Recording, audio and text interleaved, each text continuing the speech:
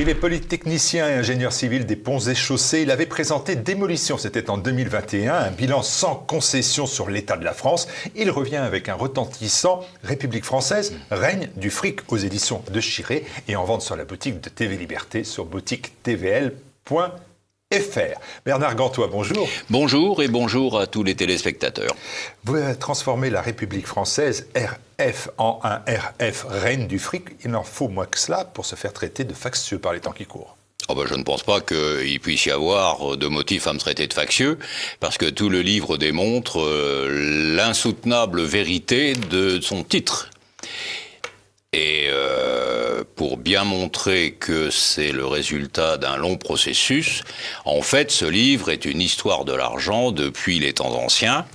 Et cette histoire de l'argent depuis les temps anciens a pour but de démontrer que l'instrument de l'esclavage sous ses diverses formes, c'est la dette.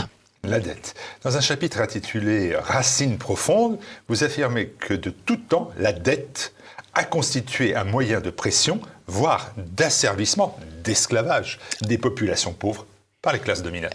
Absolument, absolument. Et depuis Hammurabi, quelques siècles avant Jésus-Christ, les endettés qui ne pouvaient pas rembourser leurs dettes devenaient les esclaves de leurs prêteurs. Et ça traînait comme ça dans toute l'Antiquité, sauf que, de temps à autre, des empereurs ou des rois soucieux de l'état social de leur empire ou de leur pays nettoyaient la dette, c'est-à-dire supprimaient toutes les dettes en cours. Alors ça a été fait un certain nombre de fois, assez souvent, en gros tous les siècle et demi, jusqu'à la dernière opération de ce genre qui a été faite par un empereur romain de mémoire au IIIe ou IVe siècle, parce que est intervenu à ce moment-là l'impact des religions dans cette histoire de dette.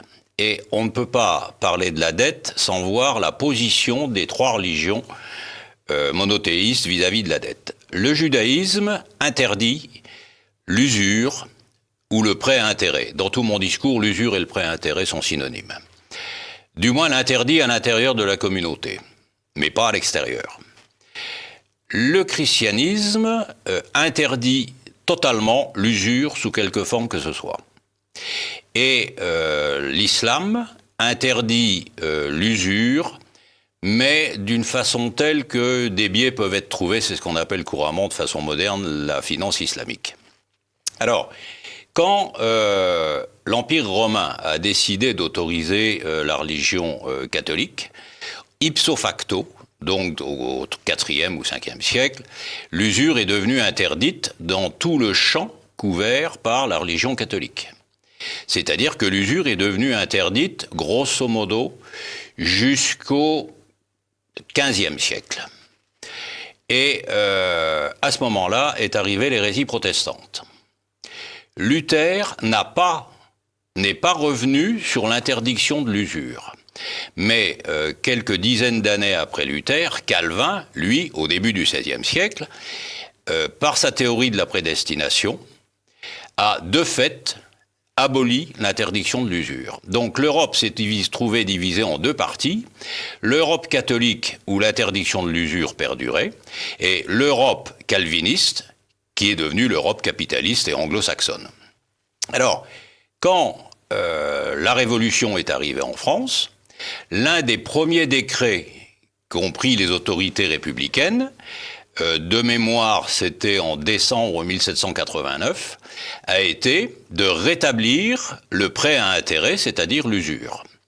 Et ce simple fait, que peu de gens savent, a permis de réinstaller le nouveau régime aux mains des banquiers, puisqu'évidemment, l'usure, c'est le pouvoir des banquiers. Et c'est vrai que dans votre étude historique, on vient de le voir aussi, que de la naissance et du développement du capitalisme financier, vous vous arrêtez longuement sur cette période que vous venez d'évoquer, celle de la Révolution française, née des Lumières.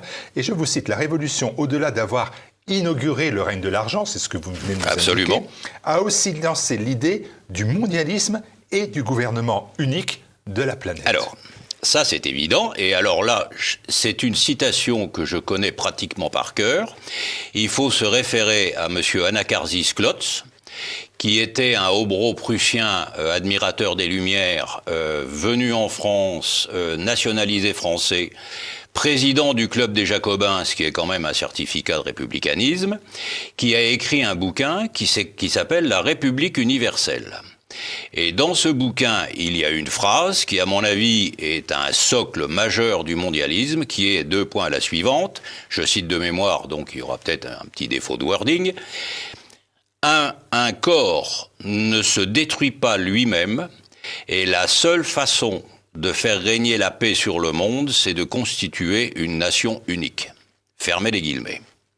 Alors tout le monde pourra retrouver la citation originale dans le bouquin d'Anacharsis Clootz, qui est un petit bouquin qui se vend dans les études universitaires, qui coûte pas cher, mais je pense qu'à partir du moment où, parmi d'autres, parce que dans les grands supports des Lumières, Rousseau et autres, on a des notions qui sont très voisines. Gantois, parce que l'idée d'un gouvernement mondial n'apparaît pas à la Révolution, l'idée est beaucoup plus ancienne. Vous citez Socrate, Diogène de Sinope, par exemple, qui se disait citoyen du monde. Bien sûr, l'idée est ancienne, mais avant, elle était un concept philosophique, alors que la Révolution l'a fait passer dans les actes, ce concept philosophique. Et quand Napoléon a répandu la République, ou du moins les Lumières, dans toute l'Europe à coups de canon, il a diffusé cette idée. Le but était, à l'époque, que l'ensemble de l'Europe, qui constituait grosso modo le monde connu, fonctionne selon le même système que celui des Lumières et d'Anacharsis Clootz. Et il n'y est pas arrivé, parce qu'il y a eu Waterloo, mais après, les banques qui avaient été libérées par Calvin, donc au XVIe siècle, puis par la Révolution dans l'Europe républicaine, à partir de ce décret de décembre 1789, les banques ont pris le pouvoir, et comme le pouvoir financier ne peut avoir pour but que de s'étendre sur tout le champ des possibles, il a recréé le mondialisme, et maintenant le mondialisme est conçu et mis en œuvre par fondamentalement les pouvoirs financiers. La mise en place de structures, là vous les évoquez aussi, c'est important, des structures prônant ce mondialisme, cette forme-là, elle date en gros de la seconde moitié du XXe siècle, je pense bien sûr au groupe Bilderberg, à Davos. Début, exactement. Bilderberg, Davos, la trilatérale. Oui, mais en fait, le mal est bien avant, parce que M. Wilson, président des États-Unis, avait un conseiller qui était un des agents de Wall Street, qui avait pour surnom le colonel House. Il s'appelait de son vrai nom Edward Mandell House. Et c'est cet homme qui a soufflé à M. Wilson, qui n'était pas un personnage d'une personnalité particulièrement fulgurante, l'idée de la Société des Nations. Et la Société des Nations, qui a montré son incapacité à faire régner la paix, puisque après la guerre 14, il y a eu la guerre 40, a été remplacée par l'ONU, qui était quand même beaucoup mieux conçue, beaucoup mieux ficelée, en termes de mise en compatibilité des adversaires. Et l'ONU est devenue l'un des instruments, avec ceux que vous avez cités, le CFR, Bilderberg, la trilatérale et tout le reste, du mondialisme. Mais il faut voir que ce ne sont que des instruments. Les vrais pouvoirs du mondialisme, c'est le pouvoir financier.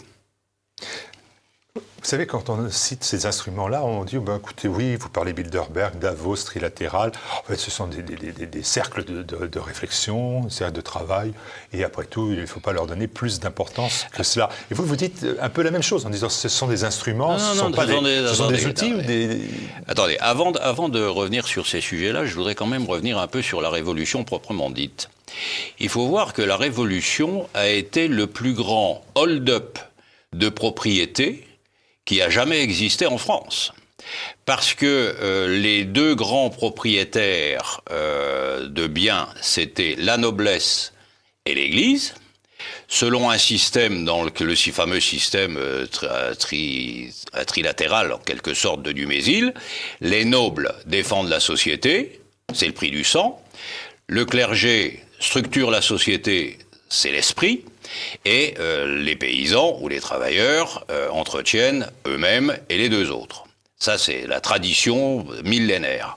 Bon, on a donc effectivement, c'est vrai que la noblesse et le clergé avaient des biens nombreux, puissants, le clergé assurant par ailleurs le rôle qu'on confie actuellement à la sécurité sociale, c'est-à-dire la santé, la retraite et tout ça. Bon. La Révolution a tout pris. Et elle a tout pris comment ? Par un moyen financier qui s'appelait les assignats, c'est-à-dire la Révolution a fait marcher ce qu'on appelle aujourd'hui le quantitative easing ou la planche à billets. Elle a imprimé des quantités fantastiques de monnaie qui ne valaient pas grand-chose, et la Révolution a dépossédé la noblesse et le clergé de ses biens avec cette monnaie de singe. Donc la Révolution a été en fait le plus gigantesque hold-up que la France ait jamais connu. Fin de la parenthèse. On revient sur les instruments. Seulement des instruments. On revient sur le mondialisme. Revenez sur ces instruments-là. Ma question, c'est, vous dites, ce sont que des instruments. Moi, je dis, est-ce que c'est pas le bras armé ? Non. Alors, ce sont des instruments, mais un concept politique, par exemple la République ou les Lumières, a besoin d'instruments pour se matérialiser. Par exemple, la République, elle se matérialise actuellement avec du bicamérisme, un Parlement et quelques autres institutions sur le plan juridique. C'est le Conseil constitutionnel, le Conseil d'État, enfin bref, des institutions. Les organisations, l'ONU, le CFR, la Trilatérale et Bilderberg jouent très exactement par rapport à la philosophie du mondialisme le rôle des institutions républicaines par rapport à la philosophie des Lumières. Et une philosophie qui n'a pas d'instrument applicatif ne sert à rien. Et en fait, l'ONU, c'est l'organisme tutélaire qui espère que le mondialisme va arriver pour en être le gouvernement. Le groupe de Bilderberg, c'est le Conseil des ministres du mondialisme qui prend les orientations principales qu'il convient d'appliquer. Et les autres instruments, la trilatérale notamment, sont en quelque sorte des parlements qui sont chargés, Davos, sont des parlements qui sont chargés d'appliquer les choses.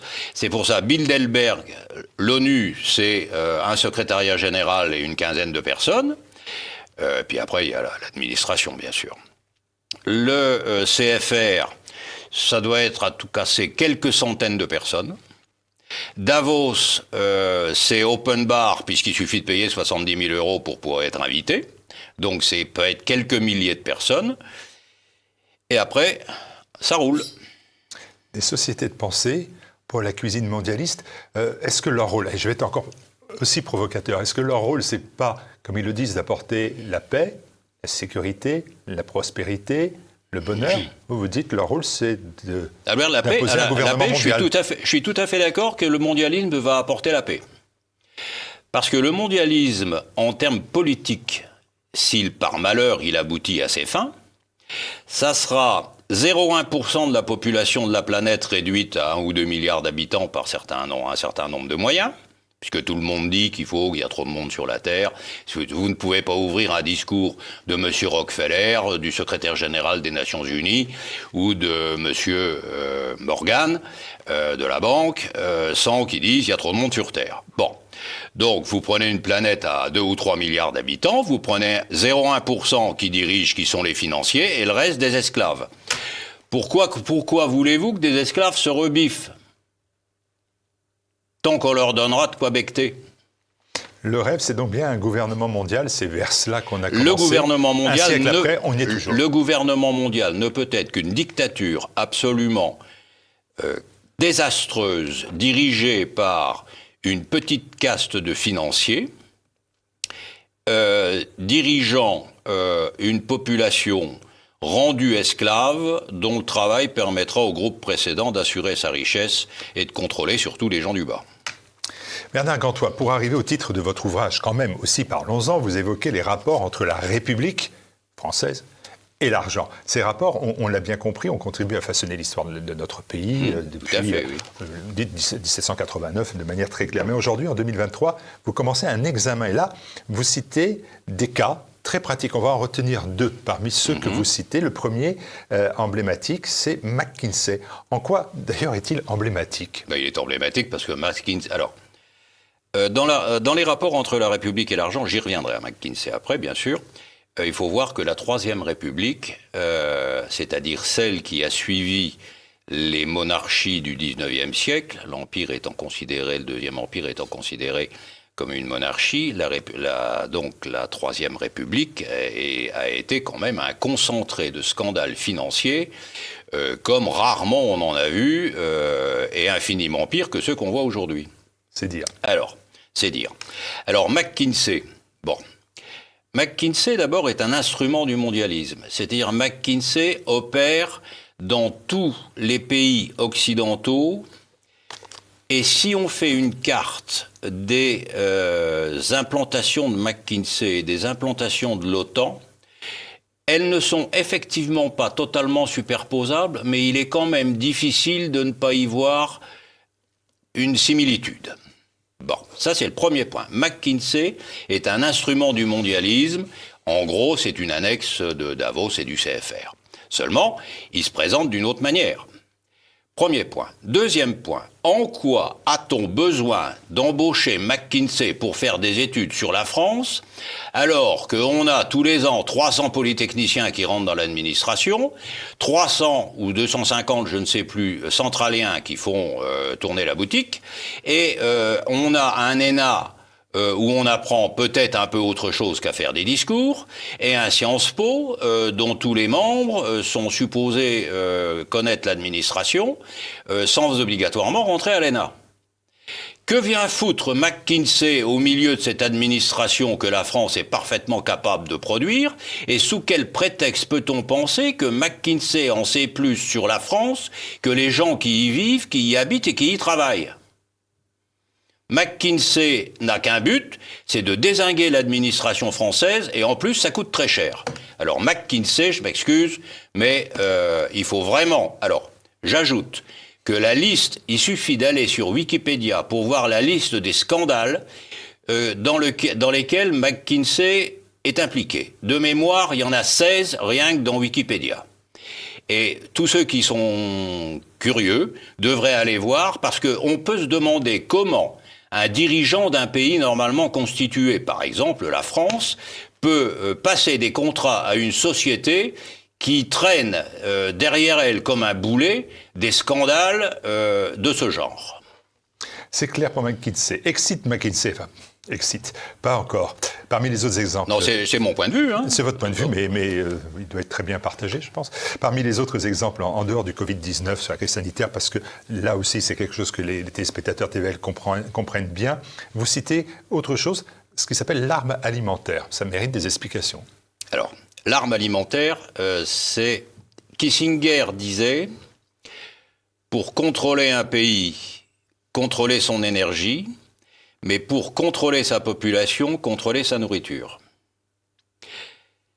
Comment peut-on imaginer qu'un gouvernement responsable démolisse l'agriculture française avec un soin, une persévérance, une obstination aussi grande que celle qu'on connaît en gros depuis la fin de Chirac?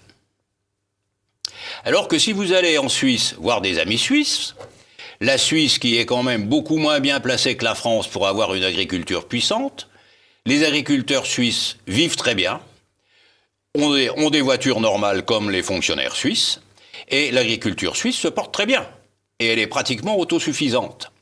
Alors que la France, qui est l'un des pays agricoles les plus potentiellement riches, doit importer de la nourriture. Donc on a sciemment détruit l'agriculture française, c'est pas tout à fait fini, mais au train où ça ne va plus être bien long, de façon à ce que la France ne puisse se nourrir que par importation, et celui qui exportera nos futures importations, nous tiendra politiquement. Au final... Entre parenthèses, oui. Celui qui nous vendra du blé quand il n'y aura plus de blé en France, ça sera sûrement les Américains. Comme celui qui nous vend du pétrole pour remplacer les centrales nucléaires que les mêmes qui détruisent l'agriculture depuis 20 ans ont détruit depuis 20 ans sous la pression de ces prostituées d'écologistes qui veulent toujours, puisqu'ils sont au milieu, aller du côté du manche. C'est dit. Allez, au final, le nouveau maître du bal dans nos sociétés, c'est l'esprit. C'est l'argent. Mais il y a une phrase que j'ai retenue et sur laquelle je voudrais conclure parce que c'est un message à la fois d'espoir, voire même d'espérance. On sait aussi qu'à la fin, il perd la partie, l'argent. On sait ainsi qu'à la fin, il perd la partie. Oui. Alors, j'ai de cette phrase 2 interprétations. L'interprétation philosophique. L'interprétation philosophique part de la lecture d'Aristote. Aristote a inventé l'hubris, qu'on a traduit par la démesure. Et le règne de l'argent en fait tant et tant qu'il va finir par tomber dans une démesure qu'il conduira inévitablement à sa perte. Donc, Aristote l'a dit, le contraire de l'hubris, c'est la némésis. Quand l'hubris dépasse les bornes, la némésis vient arrêter le jeu. Donc, les folies financières auxquelles on assiste vont forcément conduire à leur fin, et tout le monde sait, même les gens qui font le travail aujourd'hui, que l'utilisation de la planche à billets de manière totalement délirante, comme on le fait depuis 20 ans sous la forme du quantitative easing pour être plus moderne dans les termes, a toujours très très mal fini. L'Empire romain a fini sur du quantitative easing. La guerre 14 a commencé partiellement à cause du quantitative easing.